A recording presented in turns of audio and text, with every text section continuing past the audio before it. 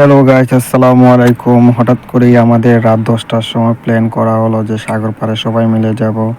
তাই আমি আর আমার ছোটো ভাই রেডি হয়ে গেলাম সবাই মিলে।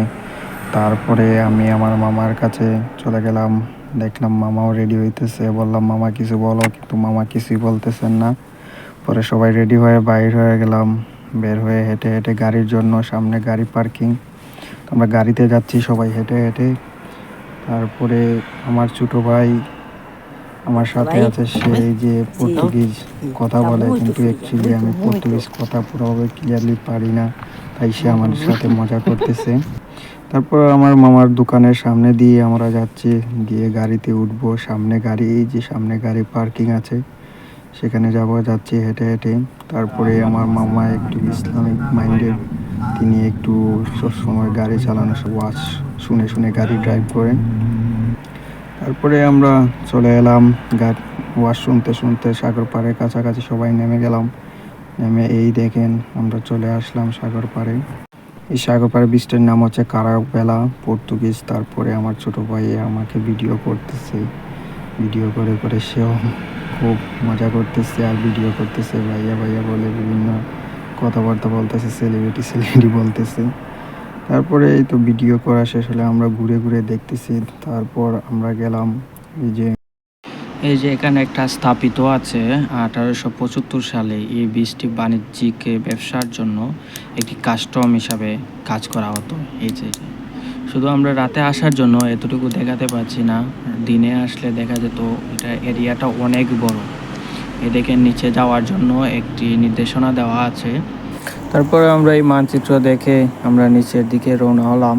এই যে এখানে লেখা আছে এনজয় করে, সমস্যা নেই, রেসপেক্ট, সবার প্রতি রেসপেক্ট থাকতে হবে। তো আমার ছোটো ভাই সবার আগে চলে গেল নিচের মধ্যে। তারপরে তার দেখা দেখি আমরাও তার পিছে পিছে গেলাম। তারা দুইজন মিলে এখানে কুস্তি করতেছে, ছবি তুলতেছে। দেখেন এই রাত 11টার সময় কত উত্তাল থাকে পানি, নদীর ঢেউ। তখন দেখতে একটি ভালো একটা অনুভূতি ফিল হচ্ছিল যে এত সুন্দর বাতাস বইতেছে, তারপর আপনার সাগরের পানির গর্জন দেখতে এতটুকু ভালো লাগতেছিল। খুব একটা মজা এনজয় ফিল করতেছিলাম, সবাই মিলে অনেক মজা করতেছিলাম। তারপর আমরা সাগর দেখার পাশাপাশি কিছু ভিডিও করে নিলাম। একটু আসার সময় একটি গুহা পেলাম, গুহার ভিতর থেকে পানি বেয়ে বেয়ে পানি আসছিল,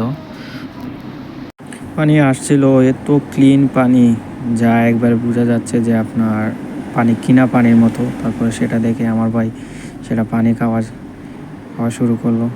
তারপরে তার দেখা দেখি আমিও পানি খাওয়া শুরু করলাম। সত্যি পাহাড়ের পানি অনেক স্বাদ। তারপর আমরা নিচ থেকে উঠে সবাই গাড়ির উদ্দেশ্যে রওনা হলাম। আর সে সবার আগে আইসে এখানে সবার সেলুট দিতেছে। তারপর দেখা শেষ হলে আমরা সবাই গাড়িতে চলে আসলাম। তারপরে সেই সাগর পাড়ের সাইডে একটি শহর আছে, সেই শহরে আমরা দিনের বেলা আমি আর আমার মামা আসছিলাম, কিন্তু দেখে আমাদের কাছে অনেকটা ভালোই লাগছিল। পরে তাদেরকে নিয়ে রাতের বেলা সেই শহরে ঘুরতে গেলাম। দেখে কত সুন্দর লাইটিং সেই শহরে। হেঁটে হেঁটে সবাই যাচ্ছি, যাওয়ার সামনে গিয়ে দেখি আমরা একটি কনসার্ট হচ্ছে, সবাই মিলে গান গাচ্ছে। সেখানে গান হচ্ছে, এখন কি না দেখে কি যাওয়া যায়? সেখানে আমরাও গিয়ে কতটুকু উপভোগ করলাম, হই হল্লা করে। বুঝতেই পারতেছেন, দেখেই বোঝা যাচ্ছে কি গায়ে লাল পানি খাইয়া সবাই ডান্স করতেছে আর নাচতেছে। এই ছিল আমাদের আজকে রাতের ট্যুর। তো সবাইকে বাই বাই, থ্যাংক ইউ।